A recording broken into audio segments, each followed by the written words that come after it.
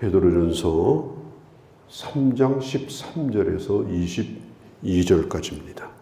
자, 우리가 2장에서 3장에 걸쳐서 반복해서 하는 말씀이 뭐냐면, 나그네로 살지라도 선을 행하며 살라, 덕을 세우며 살라. 또 너는 단순한 나그네가 아니다. 하나님의 나라를 향해서 가는 그런 나그네이기 때문에 육신의 욕심을 제어하고 그리고 하나님의 도구로 쓰여지도록 해라 하는 것입니다. 사도행전 7장 8장에 보면 스데반의 순교를 기점으로 해서 예루살렘 교회가 큰 핍박을 받습니다. 그리고 사마리아와 유대로 흩어집니다. 그런데 놀랍게도 예루살렘에 머물렀던 복음이 퍼져나가기 시작한 것이 바로 이 핍박 때문이었습니다. 그냥 도망가는 줄 알았더니 도망만 다닌 것이 아니라 그곳에서 복음을 전했어요. 나그네로 산 줄 알았더니 그곳에서 하나님의 말씀을 전하는 전도자가 된 겁니다. 그렇게 해서 놀라운 부흥의 역사가 일어난 거예요. 모이게 하는 것도 하나님의 뜻이고 흩어지게 하시는 것도 하나님의 뜻입니다. 우리가 지금 매우 어려운 시대를 살고 있습니다. 모이는 것보다는 흩어지는 시간이 많습니다. 그런데 그냥 흩어져서 입을 다물고 잠잠히 살고 있다고 하면 흩어진 이유가 없는 거예요. 또 흩으신 하나님의 뜻이 이루어지지 않는 겁니다. 일시적으로 모이는 걸 금하시고 하나님이 흩어져서 살겠다고 하면 거기에는 분명한 뜻이 있는데 바로 주님의 복음을 전하는 나그네로 살라. 또 선한 일을 행하며 이때야말로 이 캄캄한 어둠 속에서 주님의 빛을 바라면서 사는 그런 기회가 되게 하라. 그런 의미가 오늘 우리가 겪고 있는 이 시대에 저는 있다고 생각합니다. 마스크까지 쓰고 입까지 다물고 잠잠히 산다면 그건 죽어 있는 거지 살아있는 것이 아니에요. 하나님의 뜻이 어떻게 이루어질 수가 있겠습니까? 뭔가 사람들이 듣고 싶어하고 또 잠깐이라도 참 그 만남이 그래도 귀하다고 생각하는 이런 때에 우리가 하나님의 말씀을 전하는 것, 또 조그만 거라도 우리가 하나님의 마음으로 선을 행하는 것, 이 어둠 속에서 더 빛을 발할 수 있지 않겠는가. 오늘 베드로 전서를 보면서 그런 생각을 더 많이 해보게 되어집니다. 오늘 이 주어진 이 본문 말씀에도 13절에 보면은 열심히 선을 행하면 누가 너희를 해야겠는가. 열심히 선을 행하면 누가 너희를 해야겠는가. 그리고 17절에 선을 행하다가 고난받는 것이 하나님의 뜻이다. 악을 행하다가 욕먹는 것보다 낫다. 우리가 열심히 이렇게 선을 행하는데 왜 욕하냐? 왜 예수 믿는 사람을 욕하고 교회를 욕하냐? 그렇게 말하지만 그러나 성경은 선을 행해도 욕을 먹는다고 했어요. 그러나 악을 행하는 것, 그것 때문에 범죄자가 돼가지고 욕을 먹는 것보다는 낫지 않겠는가? 성경은 분명히 우리에게 말씀해주고 있습니다. 오늘 14절에도 고난을 받는 자는 복이 있는 자다. 그들이 두려워하는 걸 두려워하지 말라. 그들이 근심하는 걸 가지고 근심하지 말라. 우리하고 그들은 다르다. 우리 예수님도 몸은 죽여도 영혼을 죽이지 못하는 자를 두려워하지 말라. 몸도 영혼도 멸하시는 하나님을 두려워해라. 로마서 8장에 있는 것처럼 31절에 우리가 하나님이 우리를 위하시는데 누가 우리를 대적하겠는가? 하나님이 우리를 위해 주시는데 지금도 하나님이 우리 편이신데 하나님의 마음으로 선을 행하며 적극적으로 주님이 보내신 자로 우리는 살아가야 된다라고 하는 겁니다. 우리가 교회에서 만나는 것도 그렇지 않습니까? 다 나그네 된 사람들이 만난 거지. 나그네 삶을 살다가 또 이곳에 오게 되고 또 교회를 만나게 되고, 그러니 오늘 교회에서의 만남, 또 사회생활 하는 것이 모두가 다 하나님의 귀한 뜻이 있는 거예요. 고난 가운데 있는 사람이 그 고난을 뛰어넘어서 탁월하게 살면요, 사람들이 와서 넌듯이 물어봐요. 어떻게 그렇게 살 수 있냐고, 어떻게 그렇게 사는 것이 가능하냐고. 그런 질문을 안 받아본 사람은 예수를 잘 믿는 사람이 아니에요. 알고 보니까 뭐 똑같네, 나보다 한술 더 뜨네, 그러면 그건 끝난 거예요. 무슨 역할을 합니까? 누가 와서 내게 질문을 던집니까? 또 사람들이 나에 대해서 그런 관심도 없는데 내가 입을 벌려서 복음을 전한다고 그 얘기를 누가 들어주겠습니까? 그러니까 중요한 것은 고난의 때에 사람들로 하여금 이런 질문을 받을 수 있어야 돼. 당신에게 신앙이 그렇게 중요합니까? 당신에게 믿음으로 산다는 것이 그렇게 중요합니까? 또 이렇게 물어봐요. 당신은 왜 예수를 믿습니까? 그렇게 살고도 재미가 있는 겁니까? 아니 무슨 숨겨놓은 재미라도 있는 겁니까? 어떻게 그렇게 삽니까? 이런 질문을 받을 때 그게 참 복된 겁니다. 그런 질문을 받을 때 그게 복음을 전하는 가장 좋은 찬스입니다. 내가 믿음으로만 산다면은 그런 질문을 받게 돼 있습니다. 그건 저쪽에서 복음에 대해서 관심이 있다는 겁니다. 궁금해한다는 겁니다. 또 저쪽에서 물을 때는 답을 듣고 싶어 하는 겁니다. 묻는 사람은 그냥 묻는 게 아니에요. 답을 듣고 싶은 거예요. 그러면 거의 전도는 50% 이상이 끝난 거예요. 왜? 답을 원하고 물어봤기 때문에. 그러니까 참 이런 질문을 받는 것이 복입니다. 도대체 당신의 소망은 뭡니까? 오늘 15절에 보면 너희 속에, 내가 내 속에 숨겨둔 그 소망이 있어요. 내가 다 말하지 못한 간절한 소원이 있어요. 내가 믿는 바가 있어요.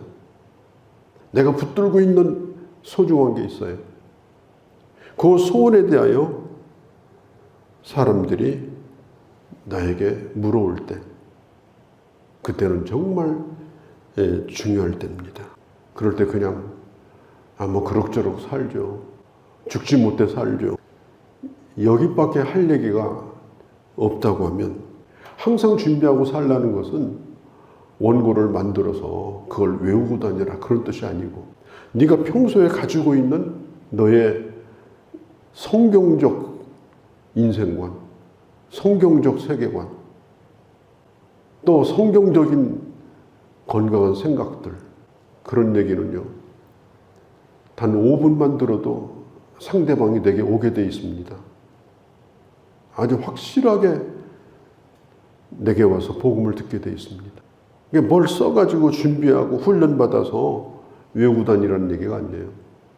평소에 내가 늘 그런 것을 갖추고 살라는 겁니다. 누가 물어보더라도, 언제 어디 있다 하더라도 나에게 그런 걸 묻는 사람에게 내 소망이 뭔가를, 내가 뭘 바라고 사는가를 얘기할 수 있도록 항상 내 마음에 그 소망을 두고 살라는 거예요. 그래서 기회만 생기면은 언제든지 얘기할 수 있도록, 언제든지 내가 믿는 바를 말할 수 있도록. 어떤 사람은 아니 그런 건 목사님한테 물어봐야지, 나 같은 사람한테 물어보면 어떡하냐고. 아니 그 사람이 목회자한테 오겠습니까? 교회 와서 그런 얘기를 들을 정도의 사람이 아니잖아요. 나한테 들으려고 하는 거죠. 그런데 내가 답이 없는 사람이라면 그걸 물어본 사람이 참 얼마나 불행한 사람이에요. 왜? 그럴 기회를 잃어버렸으니까. 하나님이 그 사람에게 나를 붙여주셨는데 내가 답이 없는 인생을 살니 얼마나 참 안타까운 일입니까? 이럴 때 더 교회를 왜 다녀야 하는가? 예수는 왜 믿는 건가? 물질이라고 하는 것은 뭔가? 또 도대체 사람은 뭘 믿고 사는가? 어떻게 사는 것이 정말 이 행복한 것인가? 구원은 어떻게 받고 죄사함은 어떻게 받는가? 인간이 죄인인데 도대체 그 죄는 어떻게 깨끗해지는가? 성경은 그냥 일반 책인가? 아니면 하나님의 말씀인가? 하나님은 정말 존재하는 분인가? 하나님이 존재한다면 그 증거가 뭔가? 또 교회는 뭔가? 예배는 왜 드리는 건가? 내가 이제까지 해오던 거, 다 내가 해오던 거잖아요. 그런데 내가 답을 가지고 살면 상대방에게도 얘기할 수가 있어요. 근데 해오던 건데도 생각도 없고 답도 없고 그냥 대충대충 이렇게 하게 되면 정말 이 할 말이 없는 거죠. 이 대답할 것을 준비하고 살라. 이 대답한다는 말이 이 헬라어로 아폴로기아라는 말인데 아주 중요한 말이에요. 아폴로기아는 뭐냐면 잘 준비된 변호, 잘 준비된 변호. 그러니까 변호사가 어떤 사건을 맡아가지고 이제 그 사건을 이제 변호를 합니다. 그러면 그 사람을 만나서 자초지종을 다 듣습니다. 자초지종을 다 듣고 그렇게 해서 아주 철저히 준비를 해요. 정말 합리적으로 이 옳고 그름 이런 것에 대해서 좋은 변호사는 정말 잘 준비합니다. 그래서 변호사를 잘 쓰면 지는 것도 이겨요. 논리가 필요합니다. 또 충분히 그렇게 될 것이라고 사람들을 다 이해를 시킵니다.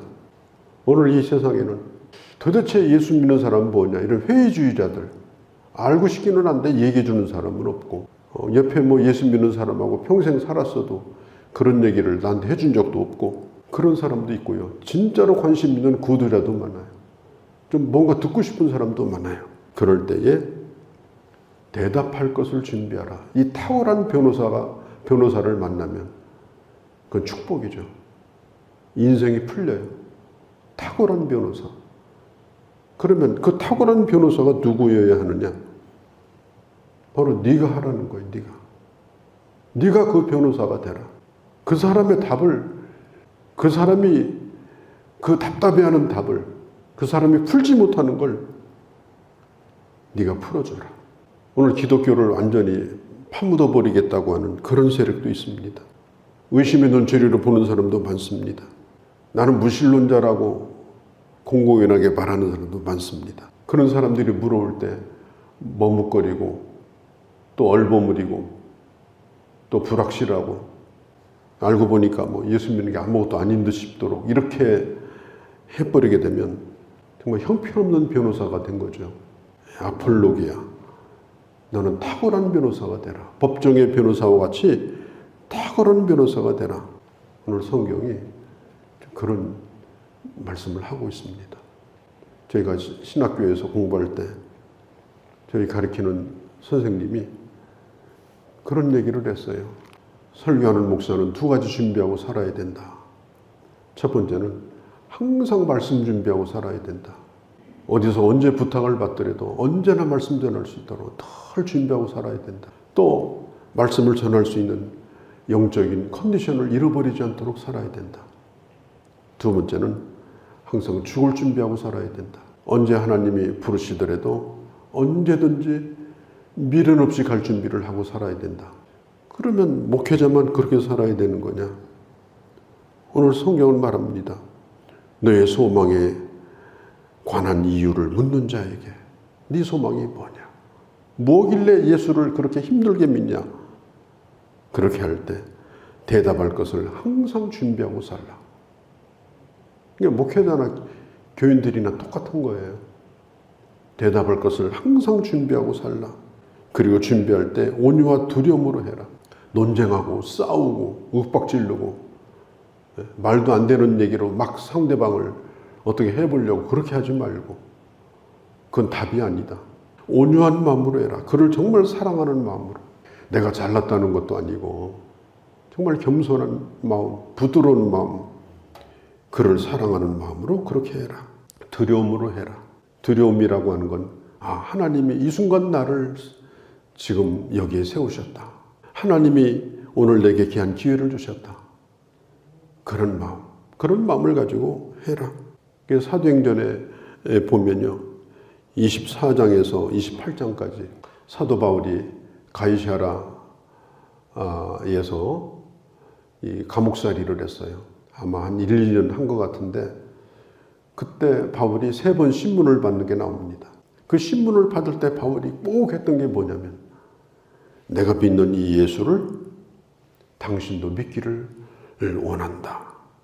내가 믿는 이 예수를 당신도 믿기를 원한다. 사도행전 28장 20절에 보면 내가 가진 소망을 당신들도 갖기를 원한다. 그때 거기 있는 사람들이 다 감동을 받습니다. 뭐 바울이 옷을 잘 입어서 무슨 뭐 바울이 무슨 부자라서 아니에요. 그가 가지고 있는 것이 워낙 확실하기 때문에 사람들이 그 얘기를 듣고 감동을 받고 또 다음에 또 얘기를 해달라고 그 감옥살이 하면서 그런 사명을 감당을 했는데 우리가 얼마나 자유롭습니까? 오늘도 우리의 소망에 관하여 묻는 자들에게 대답할 것을 항상 준비하고 온유와 두려움으로 정말 하나님 이 땅에 세우신 탁월한 변호사로 세상이 우리를 향하여 묻는 질문에 대하여 그것을 말해줄 수 있는 그런 사람으로 늘 준비하고 살아가는 그런 주님의 자녀들이 꼭 되어주시기를 바랍니다. 거룩하신 우리 아버지 하나님, 오늘도 저희들을 사랑하셔서 이 새벽에도 나와서 하나님의 말씀을 듣게 하셨습니다. 우리는 지금 답답한 시간을 살고 있습니다. 사람들은 뭔가 듣고 싶어하고 만나고 싶어하고 뭔가 사랑을 경험하고 싶어하는 이런 시대에 살고 있습니다. 소망에 관하여 묻는 자에게 아버지 내 소망이 뭔가를 그 하늘에 둔 소망 썩지 아니하고 쇠하지 않는 그 소망의 이유가 뭔가를 분명히 말해주어 저들도 그 소망을 만날 수 있는 그런 기회로 만드는 그런 변호자로 살게 하여 주옵소서. 우리 주 예수님의 이름으로 기도하옵나이다. 아멘.